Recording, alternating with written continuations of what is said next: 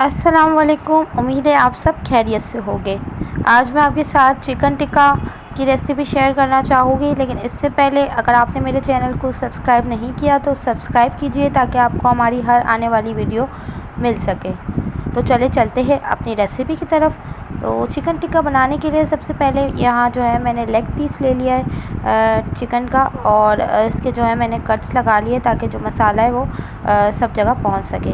تو ساتھ میں نے جو ہے 1 ٹی اسپون کے قریب جو ہے لہسن ادرک کا پیسٹ لیا ہے، اور نمک جو ہے حسب ذائقہ لیا ہے۔ تو یہ میں جو پورے چکن پہ کور کر لوں گی۔ تو اس کو میں 10 منٹ تک تقریباً لہسن ادرک اور نمک لگا کے چھوڑ دوں گی۔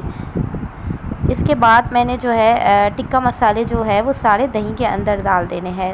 تو اس میں نے آدھے کپ کے قریب دہی لی ہے، چاٹ مسالہ لیا ہے تقریباً 2 ٹیبل اسپون کے قریب، ساتھ میں لال مرچ پاؤڈر لیا ہے 1 table spoon, ½ T spoon paprika powder لیا ہے، اور ریڈ فوڈ کلر میں نے اس میں ڈالا ہے۔ بالکل معمولی سے فوڈ کلر میں اپنے ٹکے میں یوز کرتی ہوں تاکہ اس کا جو کلر ہے وہ بالکل اچھا سا ریڈ سا آ جائے۔ اور دہی میں نے جو ہے سارے مسالے ایڈ کر دیے، اور ساتھ میں ایک لیمن اسکویز کر کے میں نے ڈال دیا ہے۔ تو میں جو اپنے گھر کے ہی مسالے ٹکے میں شامل کرتی ہوں، تو اس سے یہ ہوتا ہے کہ ٹیسٹ بہت اچھا آ جاتا ہے، بالکل باہر جیسا، اور آپ کو باہر کے پیکٹ کی نیڈ بھی نہیں پڑتی۔ یہ چاٹ مسالہ اور دہی کا جو فلیور ہوتا ہے ٹکے میں وہ بالکل بہت ہی اچھا مزیدار بنتا ہے۔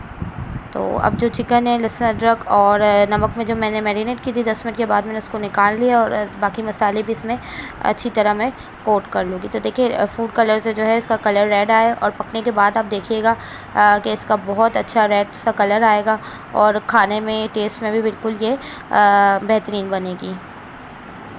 تو اس کو میں نے مزید کوٹ کر کے اس کو 45 منٹ اس کو مزید میں نے میرینیٹ کرنا ہے اچھے سے، اور 45 منٹ کے بعد پھر ہم اسے پکانے کے لیے رکھ دیں گے۔ تو ایک پین میں ہم نے آئل لے لیا ہے، اور آئل کے ساتھ آپ چاہے تو اس کو اوون میں بھی پکا سکتے، اس کا ڈفرینٹ ویرائٹی سے ٹکے مسالے پک سکتے ہیں، باربیکیو بھی کر سکتے، یا کوئلے کا دم بھی آپ اس پہ دے سکتے ہیں۔ تو میں تو اس سمپل طریقے سے بنا رہی ہوں۔